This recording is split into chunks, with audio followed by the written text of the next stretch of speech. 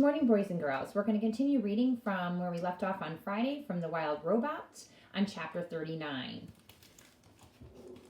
The First Flight.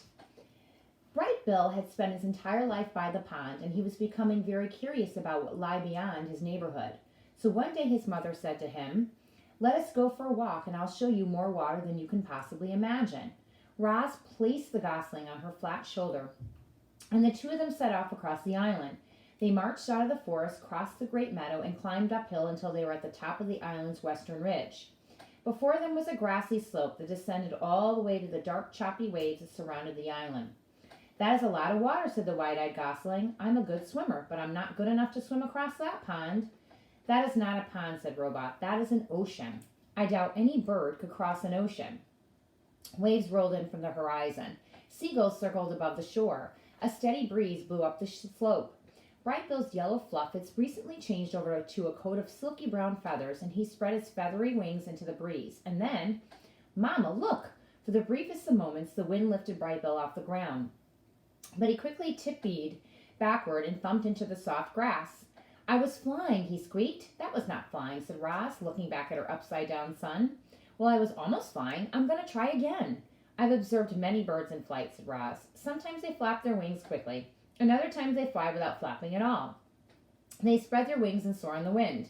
"So I was soaring," said Bright Bill. "Almost. There, look at that soaring seagull. It seems like she's not doing anything, but if you look closer, you'll notice she's making small adjustments with her wings and tail. I think you should try adjusting your wings in the wind like her." Bright Bill hopped onto a rock and opened his wings wide. "The wind is pushing me backward." "Change the angle of your wings," said his mother. "Let us see what happens when they slice through the air." Bright Bill slowly angled his wings downward. The more he turned them, the less the wind pushed him backward. And just as his wings leveled off, "Mama, look!" he squeaked as his feet left the ground. "I'm soaring, I'm soaring." He hovered there for a second, rising a little higher than before, and then he sailed backward into the soft grass again.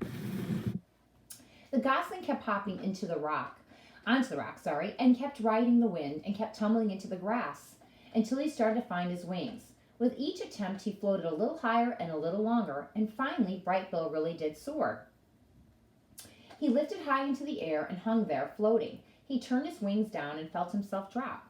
He wiggled his tail feathers and felt himself veering back and forth. "I'm a natural," he squeaked. "You're doing very well," said Roz, "but you need to keep practicing."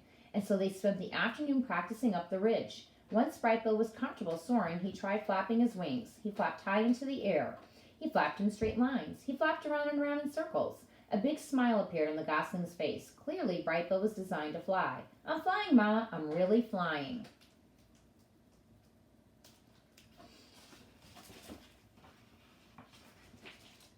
"You are flying," said the robot. "Very good." Bright Bill was now a real flyer, but all that flying had worn him out. He lowered himself toward the ground and tumbled into the grass one last time. His landing still needed some work. Roz placed Bright Bill on her shoulder and headed back to the nest. "I can't believe I can fly now, Mama," said Bright Bill in his sleepy voice. I just wish you could fly with me." And then the gosling's words were replaced by his quiet, steady breathing. Chapter 40. The Ship.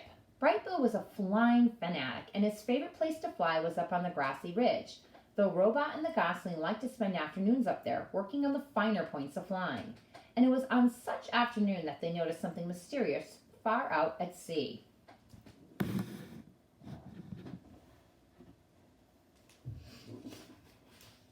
Bright Bill spiraled down to his mother, flopped on the grass, and pointed to the horizon. "Mama, what is that thing?" Roz's computer brain found the right word. "That is a ship." "What's a ship?" "A ship is a large vessel used for ocean transport." Bright Bill's face scrunched up with confusion. "Used by who?" "I do not know." It was the first ship of either of them had ever laid eyes on. From that distance, it looked as though it was moving slowly, but it was actually racing through the waves. From that distance, it looked as though it were small, but it was actually one of the largest ships ever built. The robot and the gosling watched it crawl across the ocean until it finally disappeared to the south. Where had the ship come from? Where was it going? Who was on board? Roz and Bright Bill had many questions but no answers. Chapter 41, The Summer. On clear summer days, Roz and Bright Bill and Chit Chat liked to go exploring. They investigated the island's sandy southern point. They marveled at the rainbows that curved up from the waterfall. They surveyed the forest from the branches of tall trees. They met new friendly creatures, and sometimes they met new unfriendly creatures. But the only creatures they had to worry about were the bears. One time they came up upon a bear fishing in the river, and Roz whispered, "You know what to do?" Bright Bill flew up and away. Chit Chat scurried home through the treetops, and Roz melted into the landscape as only she could. Later, they met back at the nest and told the neighbors all about their brush with danger. On dreary summer days, they would stay inside. Roz asked Bright Bill and Chit Chat about dreaming and about flying, about eating, about all the things they could do that she could not. But the youngsters had too much energy to sit still for very long. They spent one drizzly afternoon kicking acorns around the nest. Chit Chat piled them up, and then Bright Bill swung his big foot, and the acorns went flying. The little friends chased the acorns as they bounced and rolled and spun across the floor. Then they made a new pile and kicked them again. Sometimes an acorn would bounce off Roz's body, clang, and everyone would laugh and giggle together. Even Roz laughed. "Ha ha ha ha," said the robot, trying to act natural. On clear summer evenings, they'd sit outside and watch fireflies twinkling around the pond. Then they'd lie back and gaze up at the darkening sky. "That big circle is the moon," said Chit Chat, "and those little lights are called stars. And one time I tried to count them all, but I could only count to 10, so I just kept counting to 10 over and over and over. And I have no idea how many stars there are, but I know it's more than 10. "They're not all stars," said Roz. "Some of them are planets." "What's a planet?" asked Chit Chat. "A planet is a celestial body orbiting a star." "What does celestial mean?" "Celestial means something that's in outer space." "What's outer space?" "Outer space is the universe outside the atmosphere of our planet." "What's the universe?" "The universe is everything and everywhere." "Oh, so the universe is our island." None of them would ever really understand the universe, including Roz. Her computer brain knew only so much. She could talk about the Earth, the sun, and the moon, and the planets, and a few stars. Not much else. The night sky was full of streaking and shimmering and blinking lights that she simply couldn't identify. Clearly, Roz was not designed to be an astronomer. On dreary summer evenings, Roz and Bright Bill would curl up together, just the two of them, and listen to the rain pattering on the roof of the nest. The robot would tell stories of annoying pine cones, terrible storms, and camouflaged insects. But the sound of the rain always made Bright Bill sleepy, and he'd be out before his mother could even finish a story. Chapter 42, The Strange Family. It was a sweltering afternoon, and the heat had put everyone in a bad mood. Roz was standing in the shade watching her son out on the water. The other goslings were teasing him about something when they suddenly burst into laughter, and Bright Bill turned and hurried home with a stormy expression on his face. He stomped into the garden and right past his mother without saying a word. "What is wrong, Bright Bill?" said Roz as she followed her son into the nest. "Nothing," he squawked. "Leave me alone. Tell me what's wrong." "I don't want to talk about it." "Maybe I can help." "Mama, the other goslings were making fun of me." "What did they say?" "They called you a monster, then laughed at me for having a monster mother. They should know by now that I'm not a monster. Would you like me to talk to them?" "No, don't do that.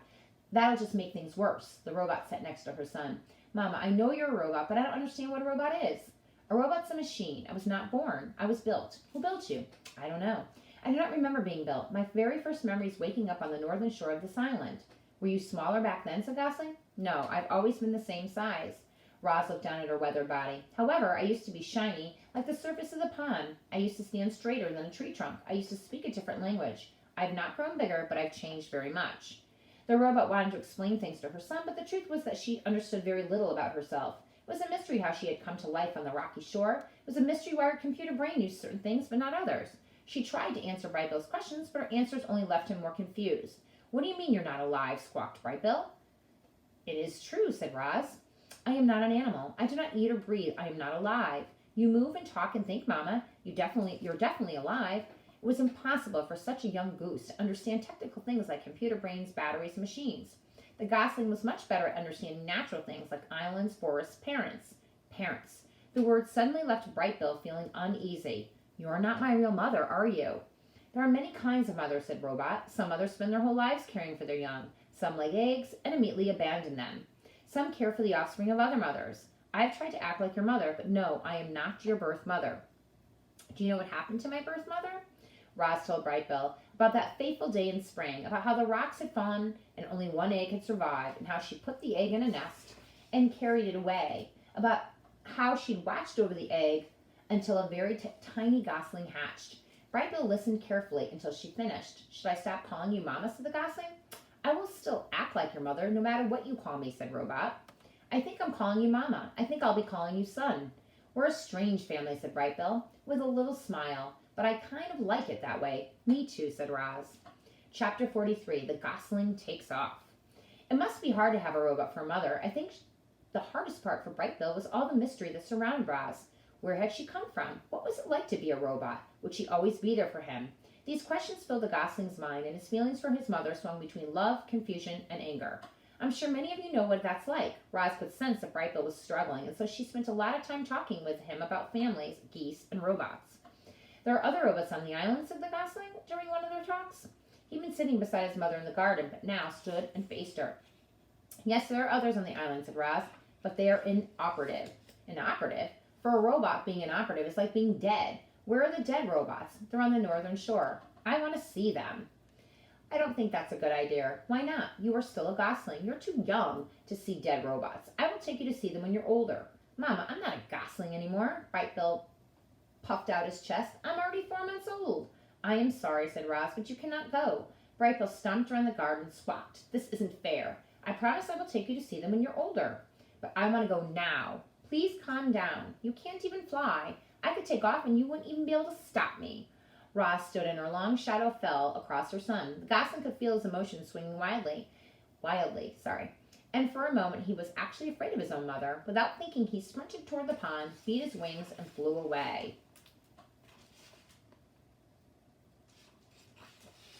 Chapter 44, The Runaway. Your son will be fine, said Loudwing. You know how they are at this age. I do not know, said Roz. Please tell me how they are at this age.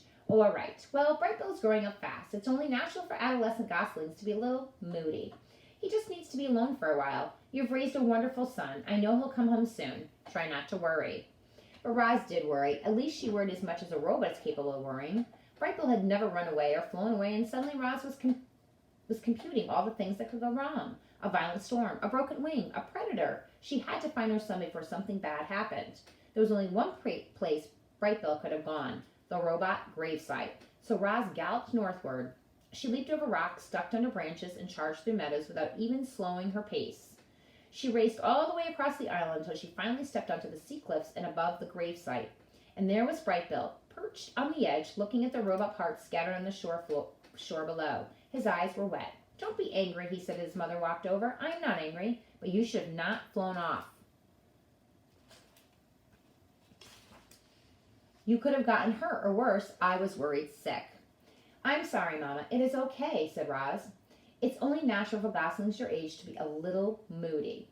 Mama, I need to understand what you are, and I think it might help to see those other robots. You are right, it might help. Why are you not down there? I was about to go, said Bright Bill, but I got nervous. I want you to go with me. Let's go down there, said Roz, together. Chapter 45, The Dead Robots. The Gosling floated on the breeze beside his mother as she climbed down the cliffside. Down they went, past ledges and seagulls and tough little trees, until they were standing on the rocky shore with the cliffs looming behind them.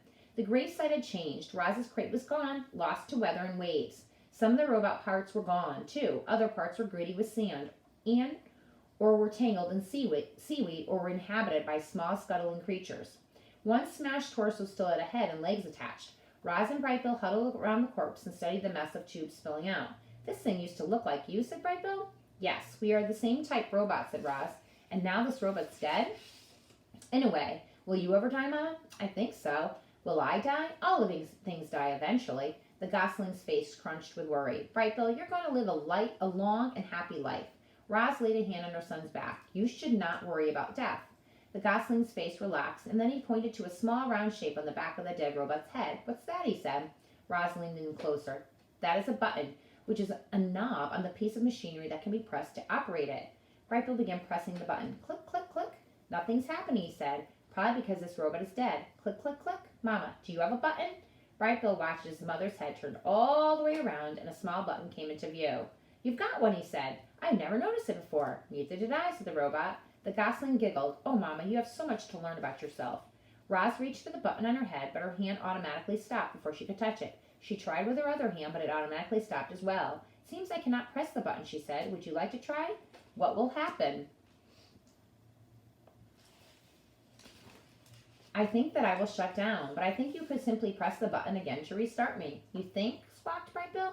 What if you're wrong? What if you wake up different? What if you never wake up, Mama? I don't want to shut you down. Roz turned her head back around and saw that Bright Bill's face was once again scrunched with worry. She knelt beside him and said, "Of course you don't have to shut me down. I am sorry if I scared you. Are you okay?" "I'm okay." Bright Bill sniffled and wiped his eyes, and then he heard splashing. Otters were playing in the ocean. He had never seen otters before. He stared as they swam and dove and sloshed around with one another. They seemed to be having a ridiculous amount of fun, and suddenly the gosling was smiling again. "Hello, my name is Bright Bill," he shouted over the waves, "and this is my mama. Her name is Roz." The last time those otters had seen Roz, they had thought she was some kind of monster, but since then they heard that she was remarkably friendly and that she'd even adopted an orphaned gosling. And so the otters smiled at Roz and Bright Bill. Then they swam straight over and splashed onto the rocks. "Hello there," said the biggest otter. "Nice to meet you both. Actually, Roz, we've met once before, but you might not remember me. My name's Shelley." "I do remember you," said the robot, "but I'm glad to learn your name, Shelley." You know each other, said the gosling. "These otters were the first animals I ever met," said Roz. "They were also the first animals who ever ran away from me." "Yeah, sorry about that," said Shelley, as the other otters sniffed the robot's legs. "You know, Bright Bill, when we first saw your mom, she was packed in a box and surrounded by soft, squishy stuff." Bright Bill's brow furied. "You wouldn't believe how small she looked, all folded up in there." Bright Bill's nose sniffled. "We thought she was dead, and when we reached into the box, she came to life and climbed out looking like a sparkling monster." Bright Bill's eyes welled up with tears, and then he felt his mother scoop him into her arms. "Are you okay?" she whispered in his ear. "I think I've learned enough about robots for today," he whispered back. "I am sorry, otters," said Roz, "but we really must be going." "I hope that it didn't upset the little guy," said Shelley. "I thought he'd like to hear how we first met." "Bright Bill will be fine," said Roz, using a friendly voice, "but we've had a very busy day, and we should go home. It was nice to see you again. Goodbye." Roz turned, and with her long stride, she carried her son away from the gravesite and over to the base of the sea cliffs. "Would you like to sit on my shoulder as I climb?" said the robot. "I feel like flying," said Gosling. "I'll meet you at the top." Bright Bill flapped his wings and disappeared into the sky. Roz began scaling the wall. Up she went, expertly negotiating rocky columns and ledges until she hoisted herself onto the cliff top where two young bears were waiting. Chapter 46. The Bite. "Hello, bears. My name is Roz." "Oh, we know who you are," said Sister Bear, your voice dripped with sarcasm. "We're happy to see you again." "Yeah, we're very happy to see you again," echoed the brother bear. "Why do you always repeat what I say?" said Sister Bear to her brother. "It's so annoying." "I was just backing you up. Let me do the talking." "Fine. You don't have to be so mean about it." The bickering bears were interrupted by the robot's friendliest voice. "With whom do I have the pleasure of speaking?" "How rude of us," said Sister Bear. "My name is Nettle, and this is my little brother Thorn." "I'm not little," snapped Thorn under his breath. "It is lovely to meet you both," said Roz, "but I'm afraid I really must be going." "And I'm afraid we can't let you do that."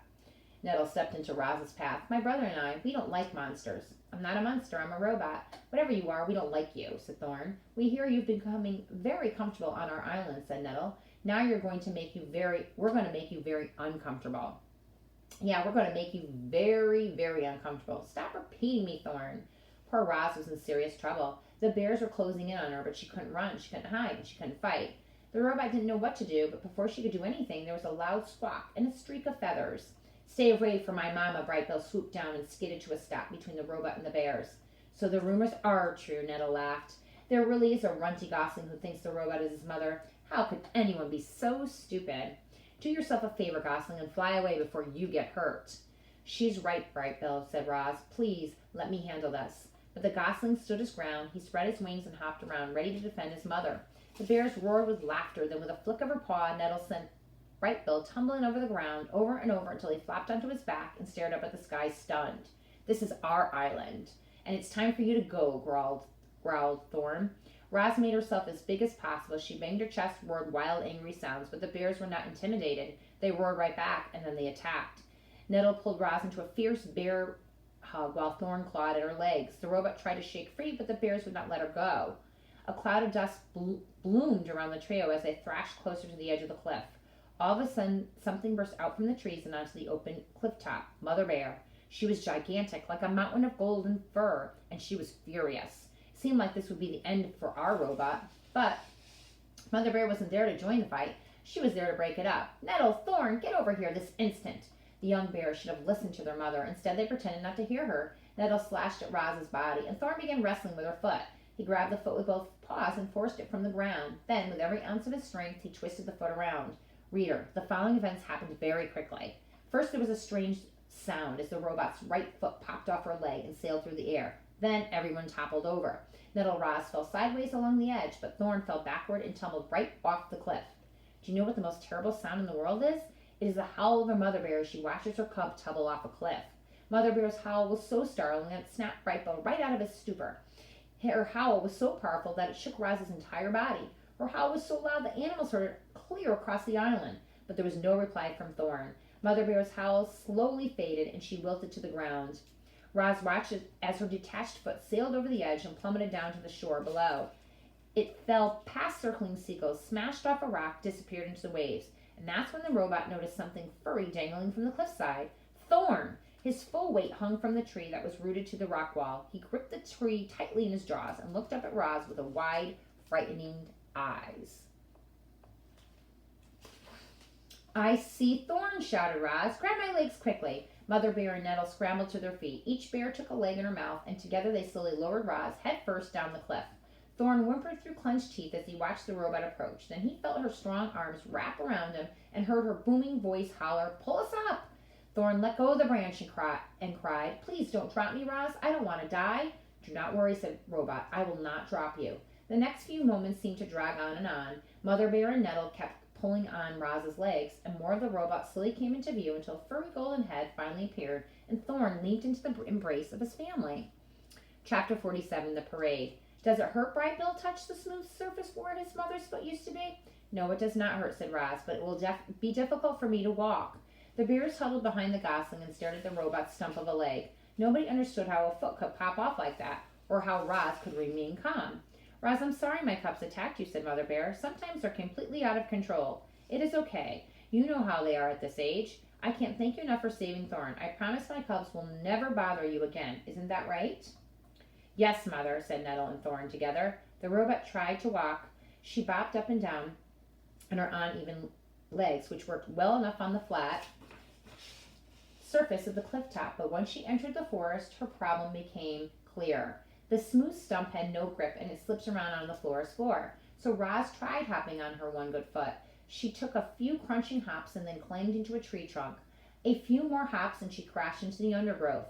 "I'm really sorry I broke off your foot," said Thorn, as he helped the robot up from the weeds. "I forgive you," said Roz. Whether she was capable of true forgiveness is anybody's guess, but they were nice words and Thorn felt better when he heard them. "It looks like I will have to crawl home," said Roz. "Nonsense," said Mother Bear. "I have a better idea."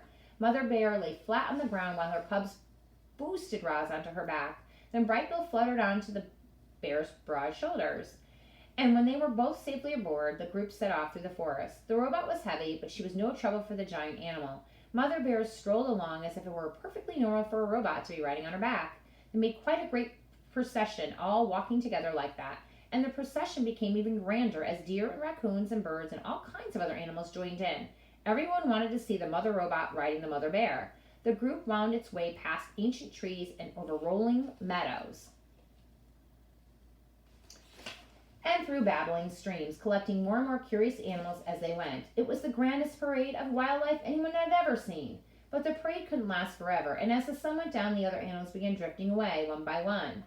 And when the parade finally arrived at the nest, only the original members remained. "Here we are," said Mother Bear, helping Roz down into the garden. "Now, wasn't that better than crawling all the way home?" "Oh, yes, that was wonderful," said the robot. "I can't imagine a better ending to this day. Thank you very much." "Yes, that was amazing." "I'm glad you enjoyed yourself," Mother Bear smiled. "It's the least I could do after all the trouble these two caused."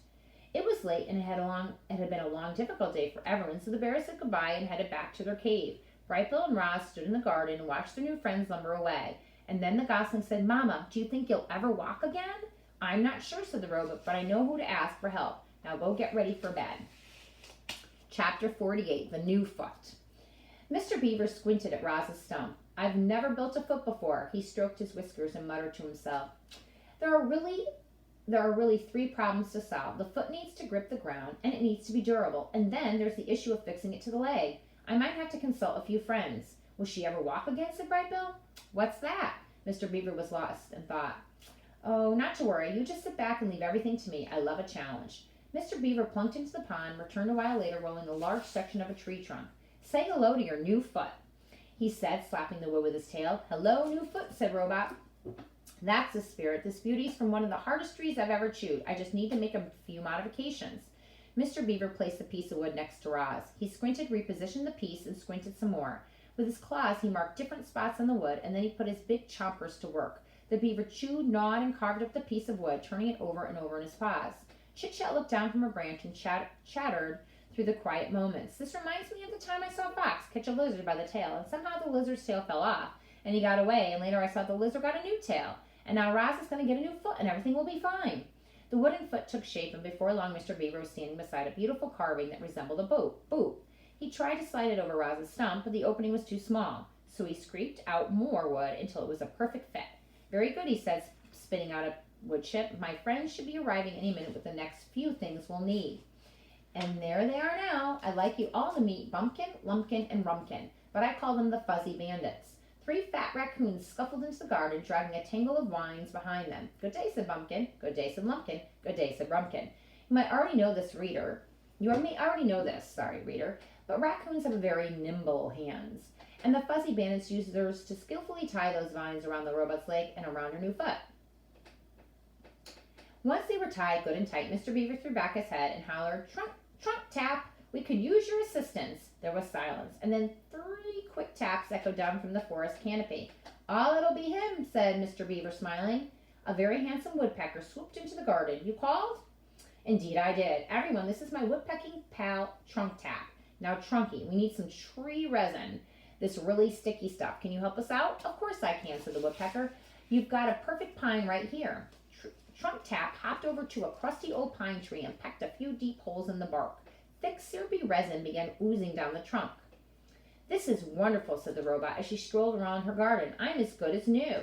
Mr. Beaver and Trunk Tap and the Fuzzy Bandits went away feeling pretty happy with themselves. They'd done a very nice thing, but it was the first wooden foot any of them had ever made, and within a week the vines were coming undone and the foot was sliding loose. So they returned determined to get it right. They found even harder wood and even tougher vines. They experimented with the resin, heating it by fire, letting it boil and thicken until it became an indestructible glue. They kept tinkering with their design until finally Roz had herself a wooden foot that she could rely on. "Hooray!" Mr. Beaver rapped his knuckles on the new and improved creation. "I knew we'd get it right." Roz moved slower than before, and she had a slight limp, but she was back to her old self again, and that was a relief to everyone, especially Bright Bell.